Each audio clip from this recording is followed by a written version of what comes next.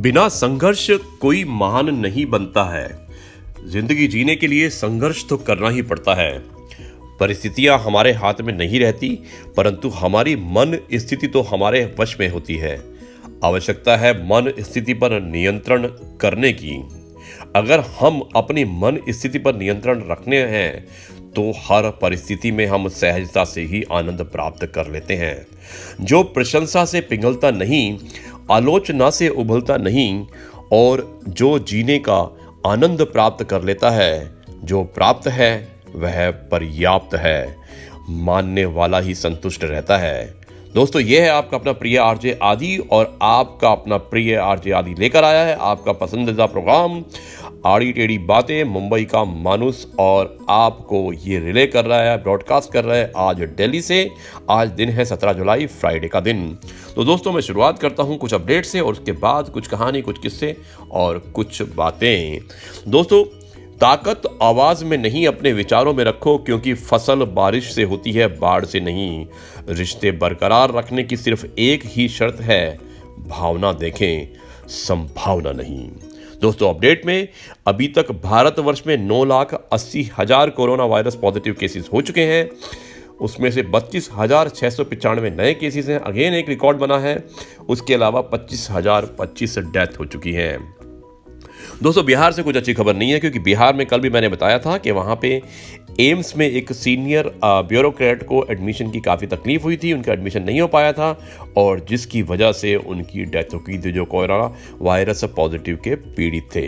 बिहार ने, क्योंकि नंबर तेज़ी से बढ़ते जा रहे हैं, 20,000 के करीब केसेस डिटेक्ट हो चुके हैं, बहुत तेज़ी से नंबर बढ़ रहे हैं, तो बिहार ने डिक्लेयर किया है कि वहाँ पर 15 दिन के लिए लॉकडाउन कर दिया जाएगा। दोस्तों, इसी ब्रॉडकास्ट के साथ मैंने एक छोटा सा 34 मिनट्स का एक भेजा है आपको पिक्चर क्लिप, आप ज़रूर देखिएगा इसको यूट्यूब पे, जिसमें एक डॉक्टर ने खुद बताया है कि वहाँ पर सोशल डिस्टेंसिंग मेंटेन नहीं हो रही है। ये एम्स हॉस्पिटल जो पटना में है उसकी बात है, तो आप ज़रूर देखिएगा। इसमें आप देख सकते हैं कि किस तरह से लोग जो है सोशल डिस्टेंस की धज्जियाँ उड़ा रहे हैं। दोस्तों, गुजरात के बारे में मैंने आपको बताया था कि गुजरात में एक महिला ने, जो एक महिला पुलिस ऑफिसर थी, जिसने मिनिस्टर और उसके मिनिस्टर के दोस्त और मिनिस्टर के बेटे के दोस्तों को उसने रोका जाने से। उसने कहा लॉकडाउन का टाइम है, आप जा नहीं सकते हैं। इसकी वजह से मिनिस्टर ने उसका ट्रांसफ़र कर दिया। लेकिन दोस्तों, सेल्फ रिस्पेक्ट नाम की भी कोई चीज़ होती है। आज मैंने पढ़ा कि उस महिला ने रिज़ाइन कर दिया है अपनी नौकरी से। तो दोस्तों, हमें शायद इन्फ्लुएंस नहीं करना चाहिए।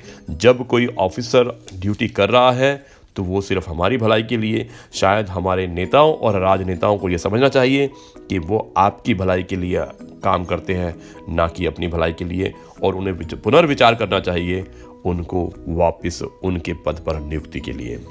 दोस्तों, सुशांत सिंह राजपूत, जिसके बारे में आपको मालूम है कि जिनका एक केस जो है वो एक मिस्ट्री बन चुका है। कई लोग कहते हैं कि ये आत्महत्या है और कई कहते हैं ये मर्डर है। तो उसी गुत्थी को सुलझाने में मुंबई पुलिस लगी है और इसने करीब काफ़ी सारे लोगों से पूछताछ कर ली है। अभी उन्होंने इस केस में पूछताछ के लिए रिया चक्रवर्ती को भी बुलाया है, उससे पूछने के लिए कि उसने जो पैसा सुशांत सिंह राजपूत से मिला था उसने वो खर्चा कहाँ कहाँ पर किया है। उसके अलावा करण जौहर को भी बुलाया गया है, सुशांत राजपूत के जो डॉक्टर थे उनको भी बुलाया गया है और सर्वेंट से भी दोबारा पूछताछ की जा रही है। ये मामला बहुत ही पेचीदा होता जा रहा है, अभी कुछ सुलझा नहीं है और जितना वो पूछते हैं उसमें और कन्फ्यूज़न हो रहा है। दोस्तों, एविएशन इंडस्ट्री के बारे में मैं बताना चाहूँगा कि फ़्लाइट्स अब धीरे धीरे शुरू हो रही हैं और भारत सरकार ने फैसला किया है कि भारत और यूएस के बीच में 17 से 31 जुलाई तक 18 फ़्लाइट चलाई जाएंगी, जिसमें कि भारत के रहने वाले, जो भारत में जो लोग अमेरिका जाना चाहते हैं वो जा सकते हैं, और जो लोग यूएस में अभी हैं और जो भारत आना चाहते हैं वो इस फ्लाइट के माध्यम से आ सकते हैं। दोस्तों, ट्विटर अकाउंट के बारे में आपने सुना होगा कि हैकर्स ने ट्विटर अकाउंट को भी नहीं छोड़ा, और ये अकाउंट किसके थे? जो बिडेन और उसके अलावा Apple, Bill Gates, Barack Obama, यानी कि आप जिसका भी नाम लें, सेलिब्रिटीज़ के अकाउंट को इन्होंने हैक कर लिया। और हैकर्स ने हैक करने के बाद में बिटकॉइन का लालच देके एक डोनेशन के माध्यम से डबल रकम वापस देने के उन्होंने कहा कि ये डबल रकम मिलेगी, और $1 मिलियन से ऊपर का उन्होंने कलेक्शन कर लिया। हालांकि हैकर्स के ये अकाउंट्स को बंद कर दिया गया है, लेकिन अभी तक भी पता नहीं चला है कि ये अकाउंट की हैकिंग किसने की है। कुछ चाइना का नाम ले रहे हैं तो कोई दूसरी कंट्री का। जब इसकी इन्वेस्टिगेशन होगी तो मालूम चलेगा कि ये हैकर्स थे कौन। तो दोस्तों, आईटी भी आज की डेट में, आईटी इंडस्ट्री भी सेफ एंड सिक्योर नहीं रही है। इसलिए आप अगर अपने मैसेज को लिखते हैं तो आप 4 बार सोचिए। अपनी कॉन्फिडेंशियल इन्फॉर्मेशन को अगर सेव करते हैं तो आपको ज़रूर सोचना पड़ेगा कि कितनी इन्फॉर्मेशन आपको आईटी के माध्यम से सेव करके रखनी है और कितनी नहीं रखनी है। दोस्तों, बिहार में एक और जगह है जहाँ पे कि सत्तार घाट ब्रिज एक बना था, और पिछले महीने ही वहाँ के चीफ मिनिस्टर ने उसका उद्घाटन किया था। हालांकि इस ब्रिज को बनने में, इस बांध को बनने में करीब 8 साल लग गए थे कंप्लीट होने में, और नीतीश जी ने पिछले महीने ही इसका उद्घाटन किया था। और कल की बात यह है कि ये महीना ये ब्रिज 1 महीने के अंदर ही, कल जो बाढ़ जैसी स्थिति हुई, फ्लड जो आया, उसकी वजह से ये ब्रिज टूट गया, यानी कि 2 हिस्सों में बट गया। तो दोस्तों, यहाँ पर भी कुछ पार्टीज़ ने एलिगेशन लगाया है नीतीश कुमार गवर्नमेंट के ऊपर कि इतने टाइम में ये ब्रिज बना और उसके बाद भी ये ब्रिज 1 महीने में कैसे टूट सकता है। तो दोस्तों, बहुत ज़रूरत है कि हमें क्वालिटी को हमें ध्यान रखना पड़ेगा, क्योंकि इसमें जान माल का भी नुकसान होता है, ना सिर्फ पैसों का, लेकिन लोगों की जान भी काफ़ी कीमती होती है, जिससे उनको नुकसान हो सकता है। दूसरी खबर पाकिस्तान से है दोस्तों। कुलभूषण जाधव जो थे, उनको कुछ साल पहले पाकिस्तान सरकार ने पकड़ा था जासूसी के आरोप में, और अभी उन्होंने इंडियन काउंसलेट के थ्रू एक्सेस दे दिया है कि वो कुलभूषण जाधव से बात की जा सकती है। लेकिन यहाँ पर भी पाकिस्तान रास्ते में रोड़ा अटका रहा है। तो अभी देखना है कि ये एक्सेस प्रॉपरली मिल पाएगा कि नहीं, ये खबर हम आपको बताएंगे कल। सचिन पायलट ने राजस्थान हाई कोर्ट में केस कर दिया है। उन्होंने अपील की है अपने टर्मिनेशन के लिए, जो उन्हें स्पीकर ने नोटिस दिया था टर्मिनेशन का। राजस्थान सरकार की जो असेंबली के स्पीकर हैं, उन्होंने नोटिस दिया था। इसके खिलाफ सचिन पायलट ने अपील की है, और आज 2 बेंच के जजेस इसको सुनेंगे। तो देखते हैं कि इसका नतीजा क्या आता है। आसाम की स्थिति मैंने बताई थी कि आसाम में फ्लड आया हुआ है और करीब 40 लाख लोग और उसके 25 जिले से अफेक्टेड हैं। तो दोस्तों, ये थी खबरें, और अब आपका अपना प्रिय आरजे आदि आपको लेकर चलता है एक नए सफर की तरफ और आपको सुनाता है कुछ और नई बातें। जीवन एक अपार संभावनाओं की बहती नदी के समान है। यह आप पर निर्भर करता है कि आप बाल्टी लेकर खड़े हैं या चम्मच। ये हुआ नहले पे दहला।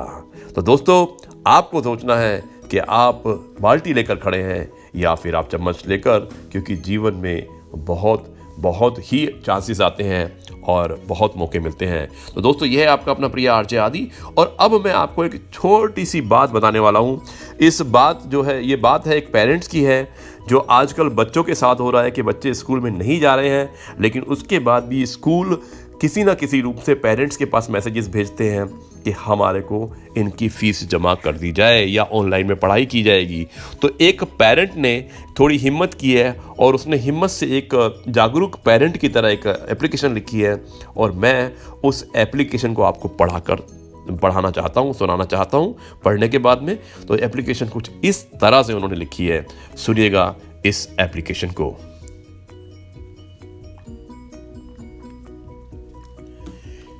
सेवा में श्रीमान प्रबंधक महोदय, स्कूल का नाम खाली छोड़ दिया है। विषय ऑनलाइन क्लास एवं फीस के संदर्भ में। महोदय, निवेदन है कि आप बार बार मेरे मोबाइल पर फीस जमा करवाने के मैसेज डाल रहे हैं और ऑनलाइन पढ़ाई स्टार्ट होने की बात भी कर रहे हैं, तो कृपया मुझे जवाब देने की कृपा करें। नंबर 1, उन्होंने कुछ सवाल पूछे हैं। हम अभिभावक आपको किस बात की फीस जमा करवाएं जब हमारा बच्चा स्कूल गया ही नहीं। नंबर 2, ऑनलाइन पढ़ाई आपने हमसे पूछकर तो शुरू नहीं करवाई और ना ही हमने आपको कहा था कि ऑनलाइन पढ़ाई बच्चों की शुरू करवाओ। नंबर 3, ऑनलाइन पढ़ाई करने से पहले आपने हमसे पूछा कि हमारे पास ऑनलाइन पढ़ाई के लिए अलग से मोबाइल या लैपटॉप है कि नहीं। सवाल नंबर 4, पहले बच्चे अगर गलती से मोबाइल स्कूल में ले जाते थे तो उनके मोबाइल आप लोग जब्त कर लिया करते थे और पेरेंट्स को बुलाकर स्कूल में मोबाइल से होने वाले नुकसान के बारे में सलाह देने लगते थे, और आज आप उसी मोबाइल में ऑनलाइन पढ़ाई को सही ठहरा रहे हैं। तो ये दोहरा मापदंड क्यों? इसलिए ताकि आप एक आधे घंटे की ऑनलाइन पढ़ाई का बहाना बनाकर अभिभावकों से फीस वसूल सकें। सवाल नंबर 5, कृपया बताएं अभिभावक कहां से फीस लेकर आएं जब अभिभावक खुद सरकार के कहने पर अपने काम धंधे नौकरियां छोड़कर घर बैठ गए हैं, तो वहां कहां से आपको फीस देंगे? हमारे पास कोई जादुई चिराग तो नहीं है जो रगड़ कर उससे पैसे आ जाएंगे और आपको दे देंगे। और दूसरी बात, क्यों देंगे जब बच्चा स्कूल गया ही नहीं? छठा सवाल, आप कहते हैं कि आपको टीचरों को तनख्वाह देनी है, तो कृपया आप बताएं कि अभिभावक क्या आपके बिजनेस पार्टनर हैं जो अगर आपको घाटा हो रहा है तो वो आपको देंगे? जब स्कूल में हर साल आपको प्रॉफिट हो रहा था तो क्या आपने कभी अभिभावकों को कोई रियायत दी? उल्टा हर साल फीस बढ़ाकर अभिभावकों का शोषण करते रहे।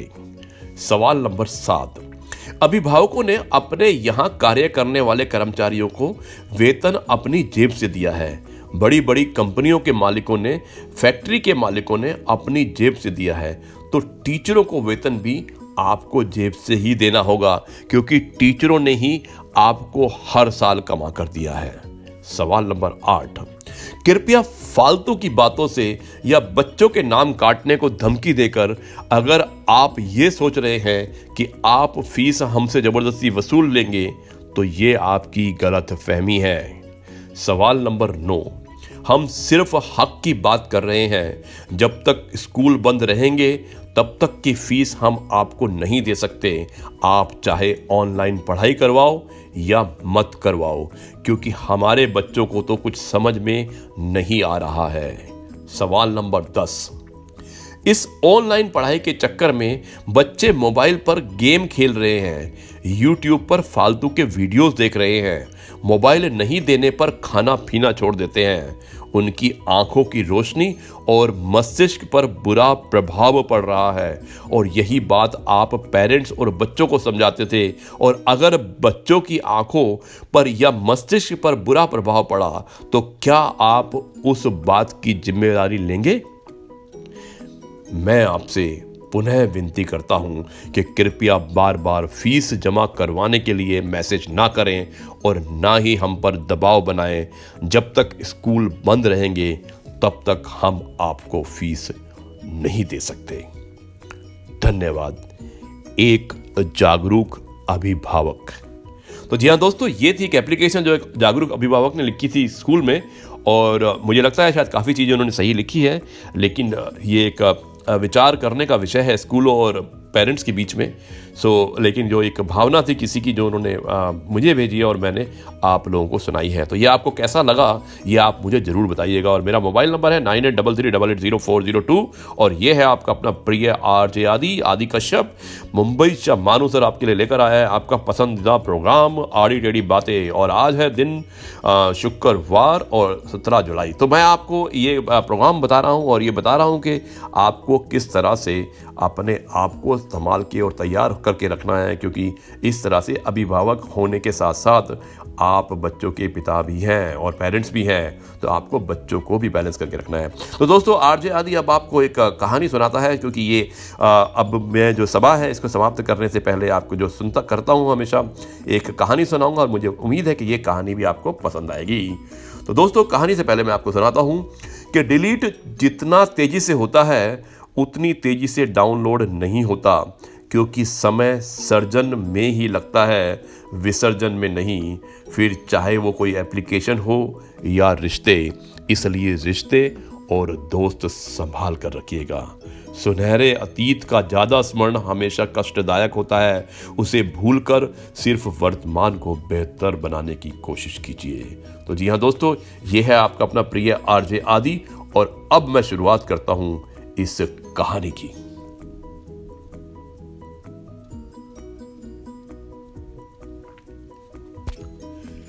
एक बड़ा सुंदर शहर था। उसका राजा बड़ा उदार और धर्मात्मा था। प्रजा को प्राणों के समान प्यार करता था और उनकी भलाई के लिए बड़ी बड़ी सुंदर राज व्यवस्थाएं भी करता था। उसने एक कानून प्रचलित कर दिया कि अमुक अपराध करने पर देश निकाले की सजा मिलेगी। कानून तोड़ने वाले अनेक दुष्टात्मा राज्य से बाहर निकाल दिए गए। राज्य में सभी तरफ सुख और शांति का साम्राज्य था। एक बार किसी प्रकार वही जुर्म राजा से बन गया, यानी कि राजा से वो जुर्म हो गया। बुराई करते तो कर गया, पर पीछे उसे दुख बहुत हुआ। राजा था सच्चा, अपने पाप को वो छिपा सकता था, पर उसने ऐसा नहीं किया। दूसरे दिन दुखी होते हुए वह राज दरबार में उपस्थित हुआ। सबके सामने अपना अपराध कह सुनाया। साथ ही यह भी कहा कि मैं अपराधी हूं, इसलिए मुझे दंड मिलना चाहिए। दरबार में सभासद एवं धर्मात्मा राजा को अलग होने देना नहीं चाहते थे। फिर भी राजा अपनी बात पर दृढ़ रहा और उसने कड़े शब्दों में कहा, राज्य के कानून को मैं ही नहीं मानूंगा तो प्रजा उसे किस प्रकार पालन करेगी। मुझे देश निकाला होना चाहिए। निदान यह तय करना पड़ा कि राजा को निर्वाचित किया जाए। अब प्रश्न उपस्थित ये हुआ कि नया राजा कौन होगा। उस देश में प्रजा में से ही किसी व्यक्ति को राजा बनाने की प्रथा थी। जब तक नया राजा ना चुन लिया जाए तब तक उसी पुराने राजा को कार्यभार संभाले रहने के लिए विवश किया गया। उसे यह बात माननी पड़ी। उस जमाने में आज की तरह वोट पड़कर चुनाव नहीं होते थे। तब वे लोग इस बात को जानते ही ना हो, सो बात थी। तो वे अच्छी तरह जानते थे कि यह प्रथा उपहासास्पद है। लालच, धौंस और झूठे प्रचार के बल पर कोई नालायक भी चुना जा सकता है। इसलिए उपयुक्त व्यक्ति की कसौटी उसके सद्गुण से होती है, जो अपनी श्रेष्ठता प्रमाणित करता है, और वही अधिकारी समझा जाता है। उस देश का राजा जैसे धर्मात्मा था, वैसा ही प्रधानमंत्री बुद्धिमान था। उसने नया राजा चुनने की तिथि नियुक्त कर दी और घोषणा की कि अमुक तिथि को दिन के 10 बजे जो सबसे पहले राजमहल में जाकर महाराज से भेंट करेगा, वही राजा बना दिया जाएगा। राजमहल एक पथरीली पहाड़ी पर शहर से जरा 1 मील दूर था, पर उसके सब दरवाजे खोल दिए थे। भीतर जाने के लिए कोई रोक टोक नहीं थी। राजा के बैठने की जगह भी खुले आम थी और वह मुनादी करके सबको बता दी गई थी। राजा के चुनाव से 1-2 दिन पहले प्रधानमंत्री ने शहर खाली करवा दिया। उसे बड़ी अच्छी तरह सजाया गया। सभी सुख की सामग्री जगह जगह उपस्थित कर दी गई। उन्हें लेने के लिए सबको छुट्टी थी कि किसी से कोई कीमत नहीं ली जाएगी। कहीं मेवे मिठाइयों के भंडार खुले थे तो कहीं खेल तमाशे हो रहे थे। कहीं आराम के लिए मुलायम पलंग बिछे थे और कहीं सुंदर वस्त्र आभूषण मुफ्त मिल रहे थे। कोमलांगी तरुणियां सेवा सृष्टा के लिए मौजूद थी। जगह जगह नौकर दूध और शरबत के गिलास लिए हुए खड़े थे। इत्रों के छिड़काव और चंदन के पंखे बाहर दे रहे थे। शहर का हर एक गली कूचा ऐसा सज रहा था मानो कोई राजमहल हो।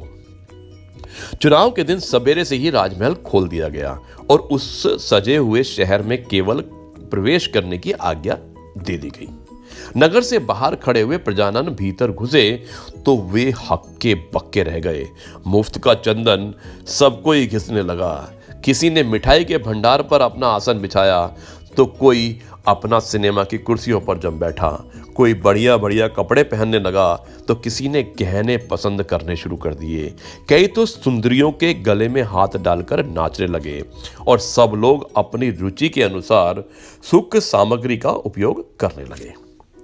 एक दिन पहले ही सब प्रजाजनों को बता दिया गया था कि राजा से मिलने का ठीक समय 10 बजे है। इसके बाद पहुंचने वाला राज का अधिकारी नहीं हो सकता। शहर सजावट चंद रोजा है, वह कल समय बाद हट जाएगी, यानी कि कल के बाद ये सजावट भी हटा दी जाएगी। एक भी आदमी ऐसा नहीं बचा था जिसे यह बातें दोहरा दोहरा कर सुना दी ना गई हो। सबके कान खोलकर सुना दिया गया था। शहर की सस्ती सुख सामग्री ने सबका मन ललचा लिया। उसे छोड़ने को किसी का जी नहीं चाहता था। राज मिलने की बात को लोग उपेक्षा की दृष्टि से देखने लगे। कोई सोचता था दूसरों को चलने दो, मैं उनसे आगे दौड़ जाऊंगा। कोई ऊँग रहे थे, अभी तो काफी वक्त पड़ा है। किसी का ख्याल था सामने की चीजों को ले लो, राज ना मिला तो ये भी हाथ से निकल जाएगी। कोई तो राज मिलने की बात का मजाक उड़ाने लगा कि यह गप तो इसलिए उड़ाई गई है कि हम लोग सामने वाले सुखों को ना भोग सके। एक दो ने हिम्मत बांधी और राजमहल की ओर चले भी, पर थोड़ा ही आगे बढ़ने पर महल का पथरीला रास्ता और शहर के मनोहर दृश्य उनके स्वयं बाधक बन गए। बेचारे उल्टे पांव जहां के तहां लौट गए। सारा नगर उस मौज बहार में व्यस्त हो रहा था। 10 बज गए और हजारों लाखों की संख्या में वहां पे जितने प्रजाजन थे उसमें से कोई भी वहां पर नहीं पहुंचा। बेचारा राजा दरबार लगाए एक अकेला बैठा हुआ था। प्रधानमंत्री मन ही मन खुश हो रहा था कि उसकी चाल कैसी सफल हो गई है। जब कोई डा आया तो लाचार उसी राजा को पुनः राजभार संभालना पड़ा। यह कहानी काल्पनिक है, परंतु मनुष्य जीवन में यह बिल्कुल खरी उतरती है। ईश्वर को प्राप्त करने पर हम राज्य मुक्ति अक्षय आनंद का प्राप्त कर सकते हैं। उसके पाने की अवधि भी नियत है। मनुष्य जन्म समाप्त होने पर यह अवसर हाथ से चला जाता है। संसार के मौज तमाशे थोड़े ही समय के हैं, यह कुछ काल बाद छिन जाते हैं। सब किसी ने यह घोषणा सुन रखी थी कि संसार के भोग नश्वर हैं और ईश्वर की प्राप्ति में सच्चा सुख है। प्रभु की प्राप्ति का अवसर मनुष्य जन्म में रहने तक ही होता है, परंतु हम में से कितने हैं जो इस घोषणा को याद रखकर नश्वर माया के लालच में नहीं डूबते। अवसर चला जा रहा है, हम माया के भुलाए में और भुलावे में फंसकर तुच्छ वस्तुओं को समेट रहे हैं और अक्षय सुख की आंख उठाकर भी नहीं देखते। हमारे इस व्यवहार को देखकर प्रधानमंत्री मन ही मन खुश हो रहा है कि मेरी चाल कैसी सफल हो रही है। ये कहानी हमारे जीवन का एक कथा चित्र है। तो दोस्तों, ये थी कहानी और ये कहानी आपको कैसी लगी आप जरूर बताइएगा। और अंत में मैं आपको ये कहना चाहता हूँ समाप्त करने से पहले कि अपनों पर भी उतना ही विश्वास रखो जितना दवाइयों पर रखते हो। अपनों पर भी उतना ही विश्वास रखो जितना दवाइयों पर रखते हो। बेशक थोड़े कड़वे होंगे पर आपके फायदे के लिए होंगे। गलती नीम की नहीं कि वो कड़वा है, वह तो दवाओं से भी अधिक समय पर फायदा कर देती है। खुद गर्जी जीभ की है जिसे मीठा पसंद है। तो दोस्तों, यह आपका अपना प्रिय आरजे आदि मुंबईचा मानुस और आपके लिए लेकर आया था आपका पसंदीदा प्रोग्राम आड़ी टेढ़ी बातें।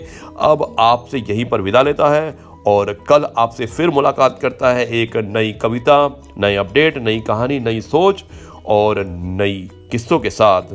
तब तक के लिए आपको कहता है अलविदा, नमस्कार, गुड बाय, जय हिंद, जय भारत और वंदे मातरम।